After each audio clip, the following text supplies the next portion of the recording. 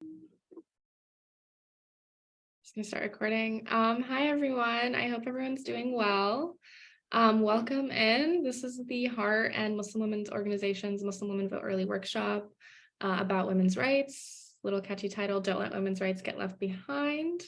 We're gonna start just doing like simple introductions. My name is Nurhan Misbah. I'm the MWVE organizer, and I'm from Egypt and Orlando and Virginia, kind of from all over the place. And yeah, that's me. I'm going to pass it to Aliza to introduce herself.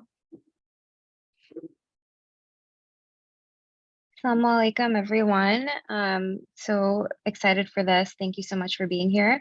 My name is Aliza Kazmi, and I am a co-executive director of Heart. We're really lucky to be partnering with Muslim Women's Organization, Muslim Women Vote Early. And I am originally from the San Francisco Bay Area, currently based in the East Bay Area in Berkeley. And I've also lived in New Mexico, Michigan, and Alaska. So in case there's people from those states online, great to be here. And I guess I'll pass it to Azima. Hey, assalamu alaikum guys. My name is Azima Muhammad. I am new to the Orlando area. I'm originally from Atlanta, so super excited to be part of the community and also work with Heart on this workshop. A little bit about myself. I'm currently a law student at Barry University School of Law. I'm in my second year, so I always say this when I talk about myself, but I'm almost done. I am originally, my whole family's from India, so that's a little bit about me. Russia, I'd like to pass it to Russia. Assalamu alaikum, y'all. Name is Russia, she, her, hers. I'm out here in Orlando, Florida, and I get to be honoring myself in the position of Muslim Women Vote Early director and work with amazing, beautiful women inside out at the Muslim Women Vote Early team, and of course, the Muslim Women's Organization. So thank you guys so much for introducing yourself. I'm going to pass it off to Rasha to kick us off with a little bit about MWVE and who we are and what we do. Awesome, thank you. I just wanted a logistical note. Are we live, Alyssa, on the Facebook?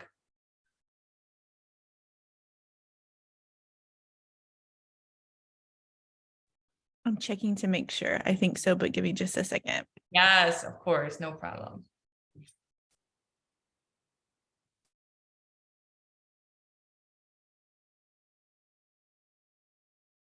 All right, and I'm sure Alyssa will finalize that. So thank you all so much for joining.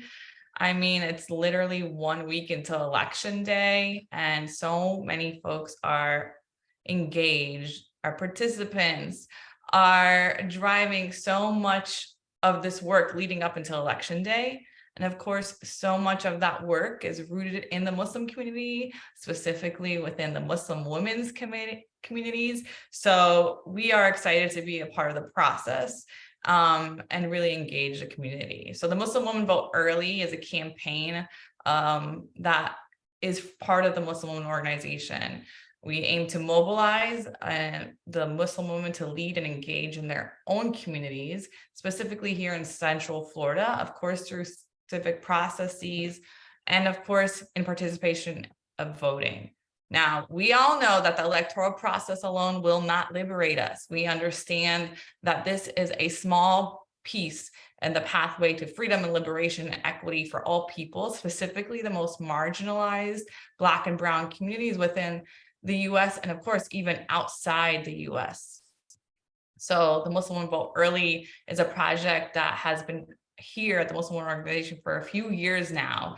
And we want to make sure that we're engaging all folks, right? Especially the people that aren't your frequent voters at the polling sites. We want to ensure that people's voices are heard.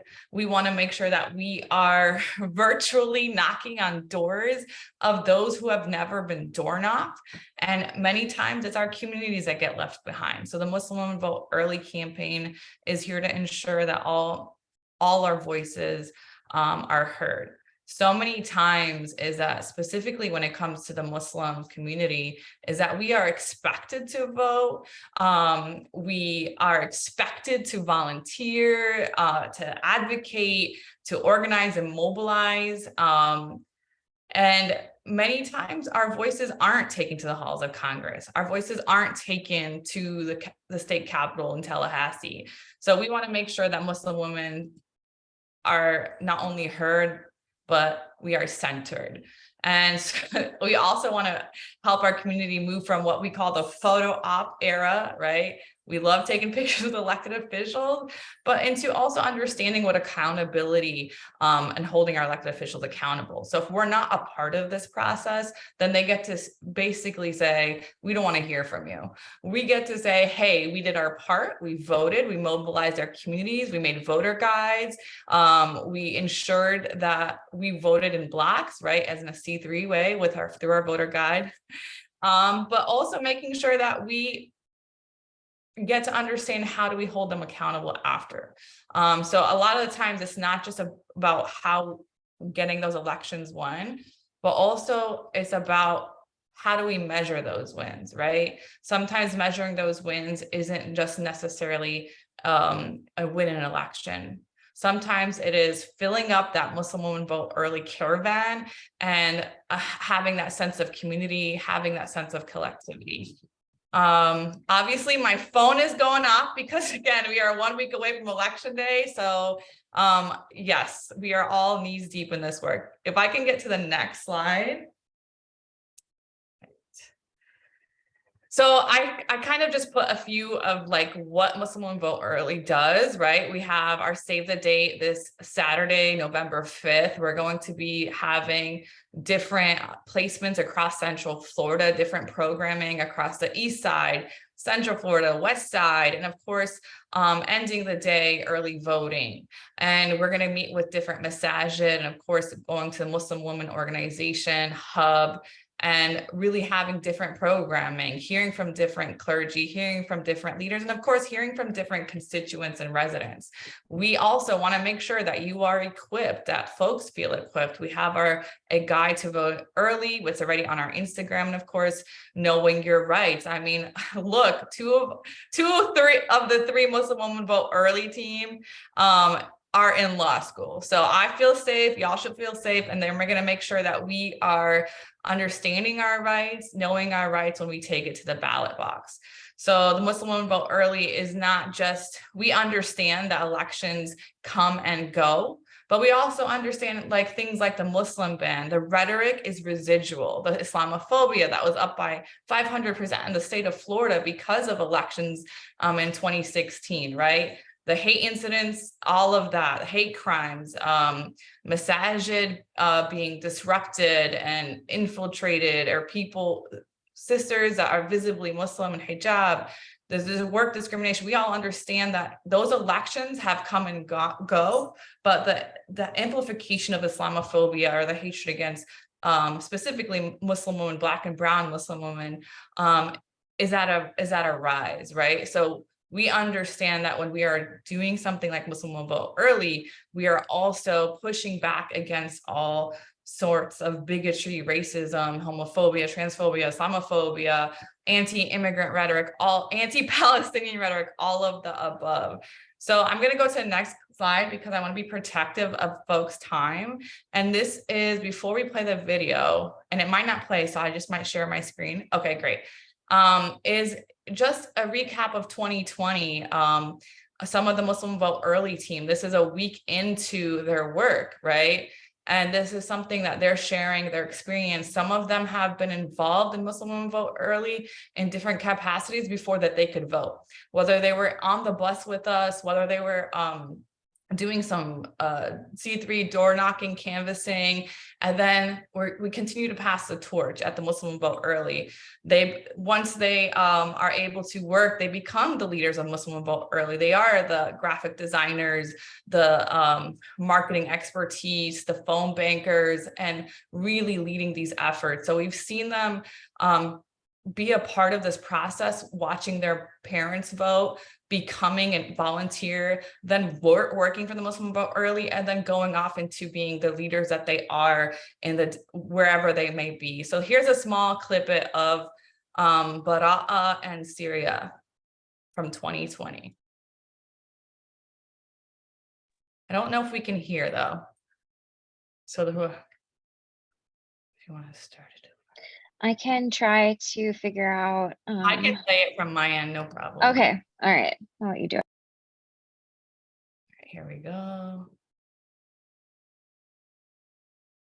A 2-day event, and the first day, as she said, was at the MWO hub, and that was so rewarding. Like seeing that engagement from the people that you're targeting, from the community, and seeing them actually paying attention to the work and all the effort that you're putting.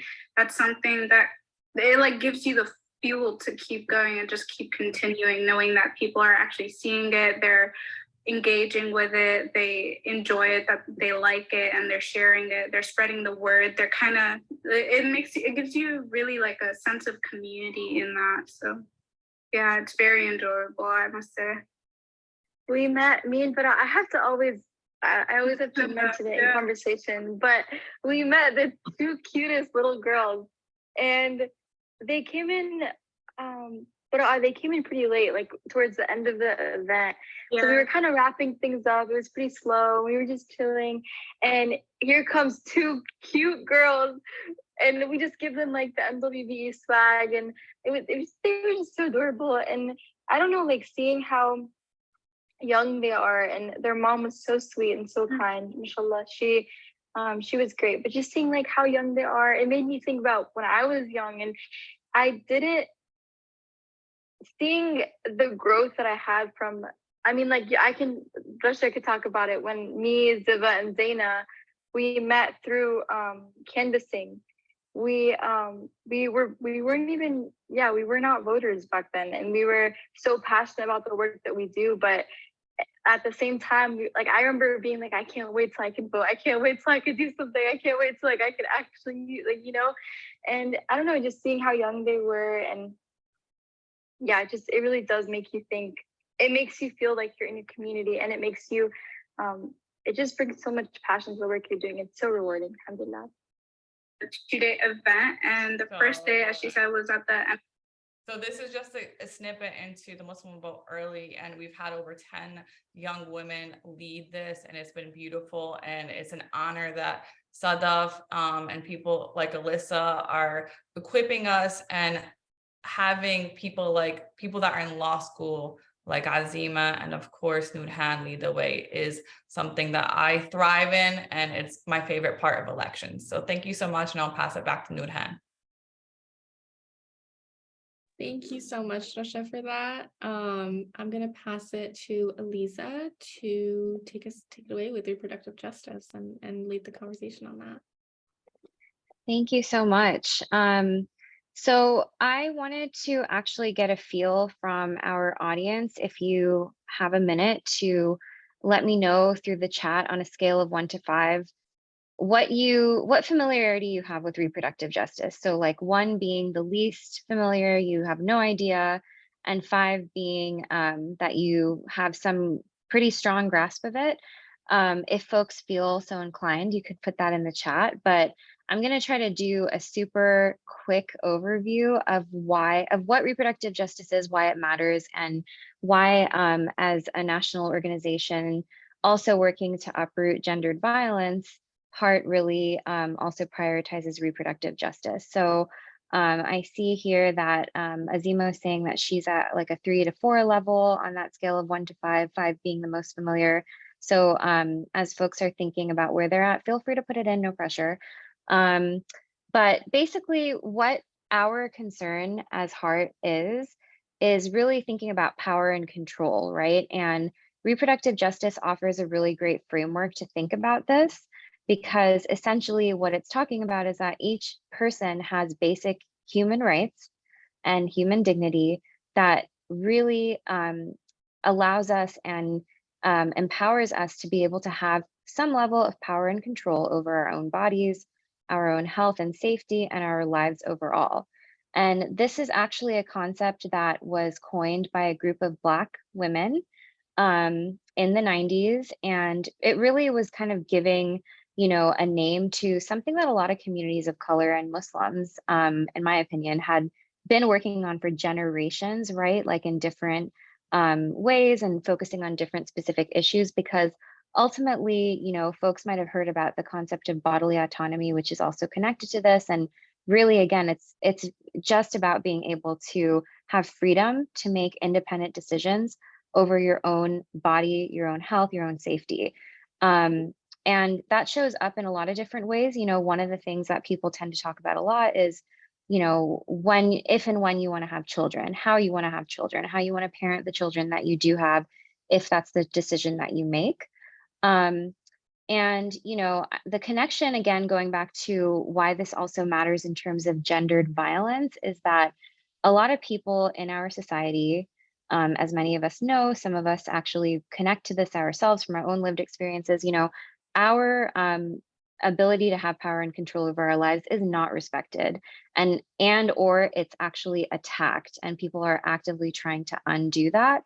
And so, another example of how this is relevant to Muslims is that, particularly post 9/11, but also before that, Muslims have been subject to surveillance, to privacy rights violations. And the whole privacy rights conversation is definitely a huge, huge piece of the reproductive rights and reproductive justice conversation right now in this country, because we know that there is a level of surveillance, that is going on in order to track people and or criminalize them for making certain decisions about their bodies, including just, living their lives as, someone who is queer, or choosing to terminate a pregnancy that, is not wanted. And so that's where we're at. And I'm going to kind of go a little bit deeper into this. But the point here that I really wanted to get across is that as people who are anti-harm and trying to end violence, we also have to uplift the world that we want to see, which is really about justice. And so this is one particular kind of justice that we really center. That being said, it definitely absolutely intersects with other issues and specific justice issues that folks might be familiar with. So definitely this is a matter of gender. I already touched on that in the last slide. It's also absolutely a matter of racial justice, because again, we know that Black folks, including Black Muslims, immigrants who usually are brown or Black immigrants, and certain specific populations tend to be surveilled, policed, and criminalized, way disproportionately. And that's absolutely a deliberate agenda. And the other piece that, I think a lot of us spend a lot of time on is simply the economic injustice or justice that, we're trying to pursue amidst this current, recession that we are in or heading into, and the different economic inequities that totally impact the way that people are able to maintain their health and maintain their safety, which is absolutely a huge issue when it comes to, for example, abortion, and the reason that many people might consider, ending a pregnancy. And so, yeah, I don't want to go too in depth, but I do want to quickly pause and just ask if there are any initial reactions, questions, comments. Even if you want to just chat it into the chat, I'll give people a second to do that, because this is a lot of information. And while people are thinking, I want to share, that one statistic is that about half of the people who have abortions are actually living below the poverty line. And that could be caused by a lot of different factors, including job loss, challenges with earning enough to feed existing children, because 60% of the abortions that happen it's a person that already has kids. And so it's a very multi-layered issue, and it's very important to look at the different intersections of what is kind of coming up in our communities.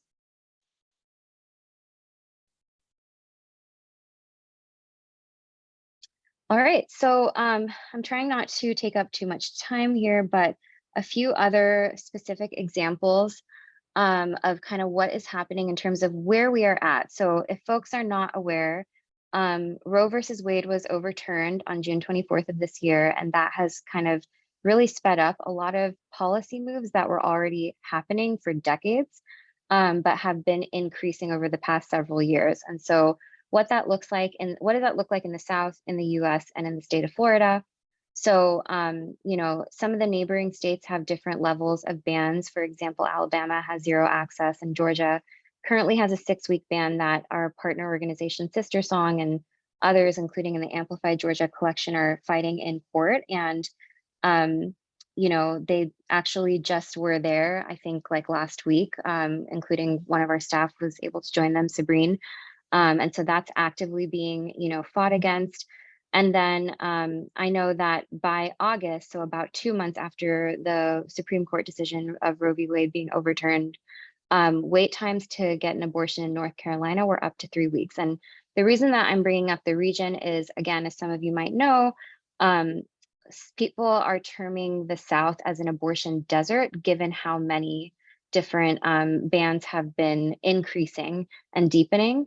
And there's some other statistics here that I'm not going to actually say, but if you're not aware, like on the right here, you can see some of the ways that Florida specifically is being impacted and who is being impacted in terms of younger people, people who are BIPOC, people who might be on Medicaid and cannot typically receive coverage for abortion.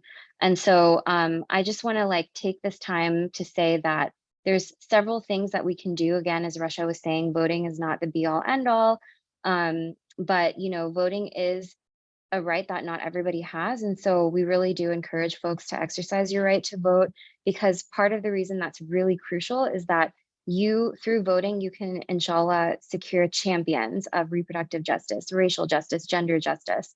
And those people are people that you can better hold accountable as constituents, because they do work for us. You know, it might not seem like that based on the way different people take different actions. And, you know, I'm not able to comment on specific candidates because I run a 501c3 organization, so we can't actually get into that. But we really encourage folks to work together, learn, you know, about what is on your ballot and how you can make your voice heard. And then, you know, take other actions too, amplify resources of different organizations that you know and trust, including Muslim Women's Organization, as well as, you know, support impacted people who are actually really directly being affected by the issues, see what their needs are, what their interests are, and the ways that they're plugging in, and see how you can support. I also want to address, before we move on, I know that Azima had the question about ways we can protect our reproductive rights, and I just tried to like go over that in a minute, but hopefully we can revisit that. And then also, like Sadaf is saying, women who have had a miscarriage and not necessarily an abortion could be impacted. And what do these laws mean for women who may not agree with abortion religiously? So yes, it is. Unfortunately, the connection to miscarriage is that the procedure, the medical procedure for miscarriage, is virtually the same or very similar to the procedure for abortion, certain abortions at certain points in the pregnancy. And so we have stories and cases of people, even before Roe was overturned, even before some of these more egregious laws and policies have been passed, that were being criminalized for things that they didn't choose. You know, people do not choose to have a miscarriage. And so, you know, that has unfortunately been happening, continues to happen.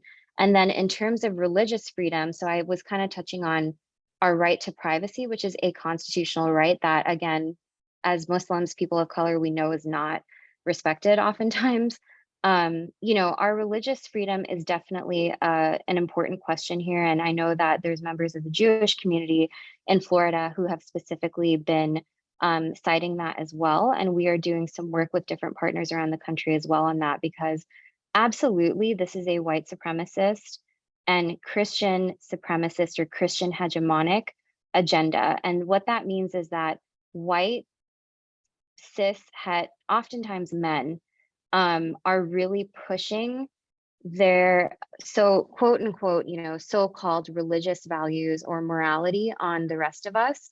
And typically what those values are, how they're presented, are Christianity, but that is not the Christianity of, you know, impacted Christians, including Black and brown Christians, immigrant Christians, It's not necessarily their Christianity even, but as Muslims, we know, right, that there's no way that you're going to have an imposition of any kind of Islamic values through the law in this country. Like that does not happen.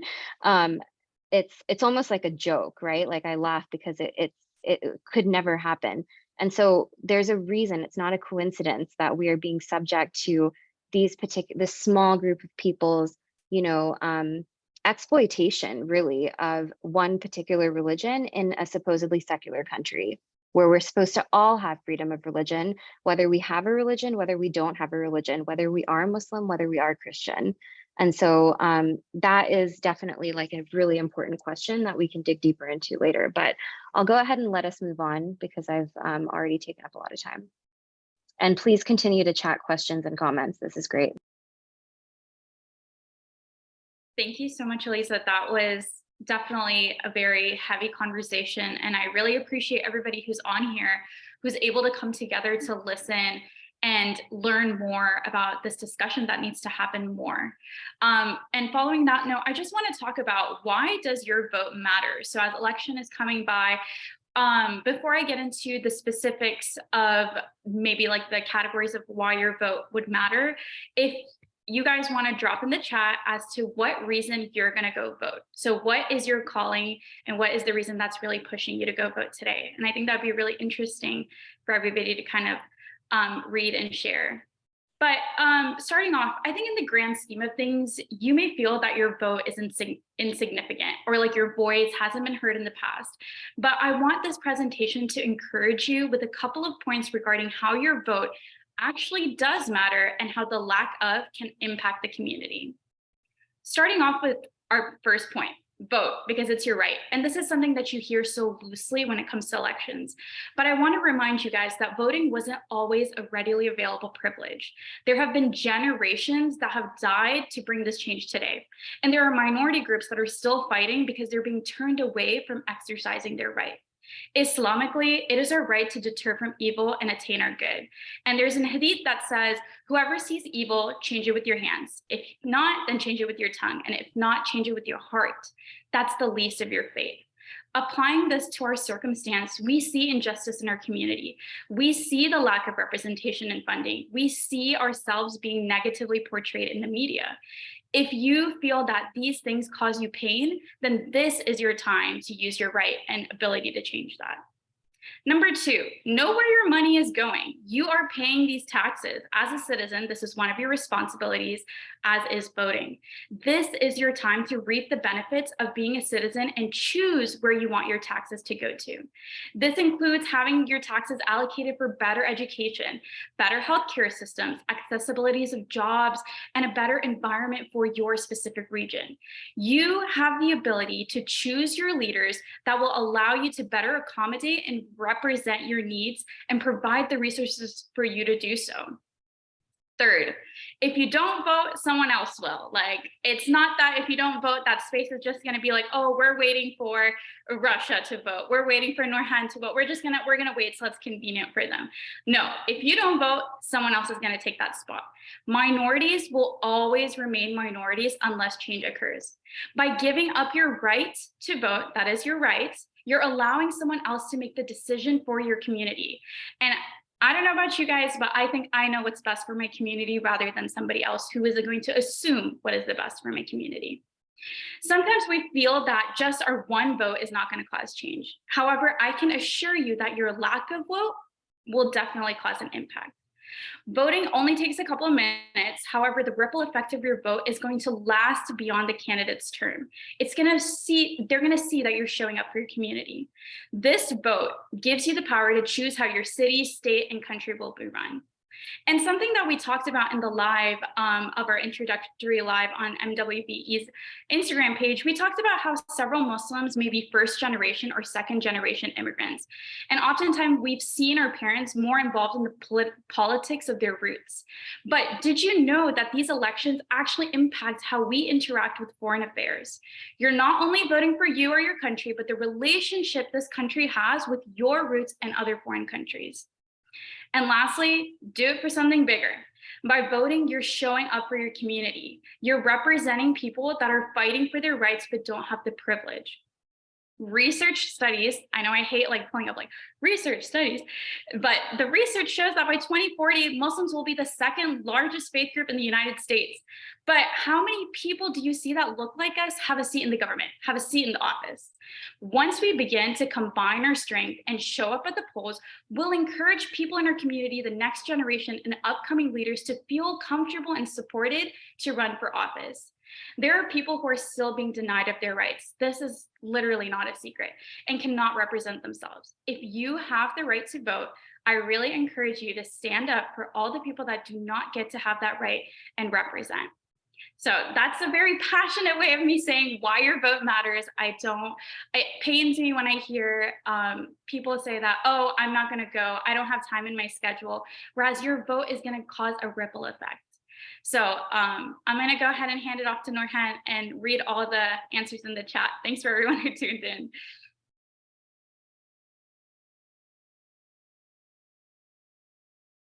Thank you so much, Azima.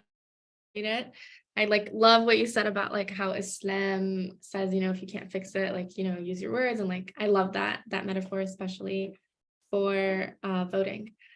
So we've established voting is important, but like how do we get out the vote? So Muslim women vote early. It's in the name, early voting. You got to do it. It's good to vote early. And I always say, you know, if you mess up your polling site, let's say you're going to vote on election day and your car breaks down, that's it. That's your one chance. But if your car breaks down on your way to early vote, I mean, yes, now you have to worry about your car, but you still have more time to get to the polls because you voted early or you tried to vote early. So first, make sure that you're registered to vote well in advance. In the South, most states require you to register about 3 to 4 weeks prior to election day.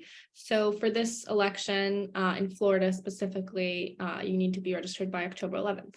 If you're not registered for this election, register for the next one. Register as soon as you can and just keep your voter registration up to date.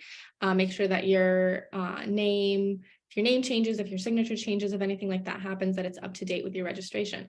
Know your early voting times. Different polls have different rules, especially with early voting. So for example, even in Central Florida, Seminole County and Orange County have different polling times. Know your early voting location. In the state of Florida, if you're voting early, you can vote at any location in your county. And that's great. Like it's a lot more accessible and it's a lot easier than having one specific polling site. It's just more convenient. That's only in the state of Florida. Different states are different. I need to give that legal disclaimer. Bring your ID. So most states, and it's better to be safe than sorry, you need to bring a state issued ID with like a picture on it. And then lastly, you need to know your rights. It's so important to know your rights, especially with so much voter suppression going on. So we have rights as voters. Obviously, there are legislators trying to take away those rights, trying to make it more difficult for us to vote. The number one thing that people always say on election day, if you're in line when polls are supposed to close, stay in line. If you're in line, if the polls close at 7 p.m. and you're in line at 6:59, stay in line. You can still vote. If a mistake is made on the ballot, you can ask for a new one. If the machines are done at a polling site, you can ask for a paper ballot. If a poll worker says your name is not on the list of registered voters, you can still get a provisional ballot. And this is something that a lot of people don't know. You can get a provisional ballot, and after election day, election officials will investigate whether you're qualified to vote and whether you're registered, and your provisional ballot may or may not be counted. If it's not, at least you tried. And if it is, you successfully avoided voter suppression just by knowing that you are entitled to that. And, you know, MWO is here to serve as a resource. We posted this Know Your Right. I'm going to plug. We did post like a Know Your Rights voter guide. And so that's really important. We know that voting is important and we need to know how to actually do it. And then the next piece of this, Aliza, if we could switch to the next slide, please. Thank you.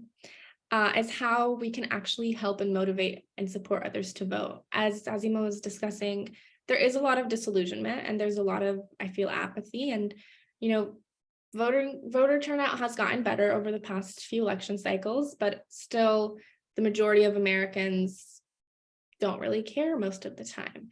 And I think a lot of the reason that people don't care is they don't know how voting actually affects them. And as Rasha said, voting is not the means of liberation. Like, it's not going to liberate our communities, especially for marginalized communities, especially for the Muslim community. But it does shape rhetoric, and it does shape the way that the country is going, and it especially affects local decisions.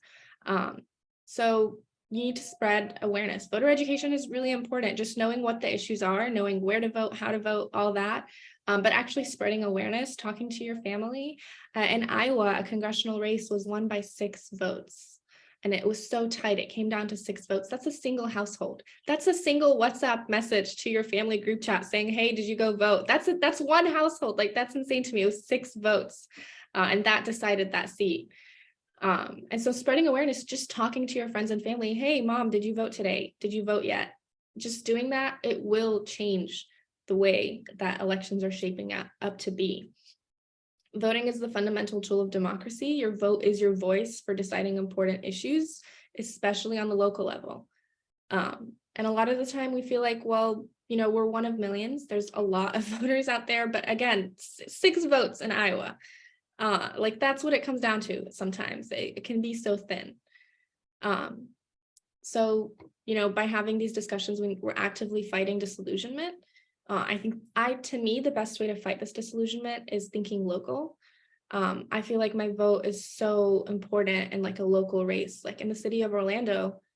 These issues, these taxes, these city council races, like, they're so important because like it's such a small community that the vote is just like, you're going to feel those effects. You're going to feel those taxes. You're going to feel the education. You're going to feel the way that lawmakers are subjecting your reproductive rights. And so focus on the issues, focus on what issues are at stake at the elections. Voters a lot of the time care less about candidates and more about the issue that they're voting for. I personally, the candidate means a lot less to me versus like my religious rights, my rights to exist as a Muslim woman, my ability to stay safe wearing the hijab in America. Like, that means so much more to me than, you know, the name of the candidate or their background. So focusing on the issues is really important, and actually discussing the issues, bringing these conversations into our masajid, and making sure that we're actively doing that education in our masajid, because to me, my rights as an American, those are my religious rights. I've said this before, but reproductive rights to me are my religious rights. Islam guarantees me so many rights that the American government does not. And so when legislators try to oppress those rights, I see it as them trying to take away my rights as a Muslima. So I focus on the issues, and it's important to have these conversations and shape it in the framing of our religion and Islam. And lastly, just inspiring that change. You know, like, I didn't grow up always knowing everything, but you know, my parents inspired me. They were always very politically active and aware, and so seeing that inspired change for me, at least. And you know, you can be that for someone else. And with that, I want to open the floor to questions, but I also want to point out how to get in touch with us. So those are our emails for the Muslim Women Vote Early team, and our social media, our Instagram, and the Heart team has also put their email, their website, and their social media. And our Instagram is actively being updated. We're releasing new voter resources all the time. And also, just like, it's fun to have a community like on social media that's designed for and by Muslim women. It's a safe space. And so, yeah, I want to open the floor to questions. If anyone has any questions they want to drop in the chat.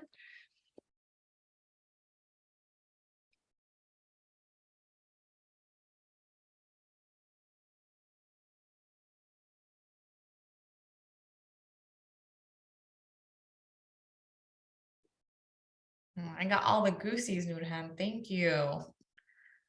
Aliza, do you want to stop the sharing, and maybe we can stop recording and then create a safe space if people want to share, ask questions?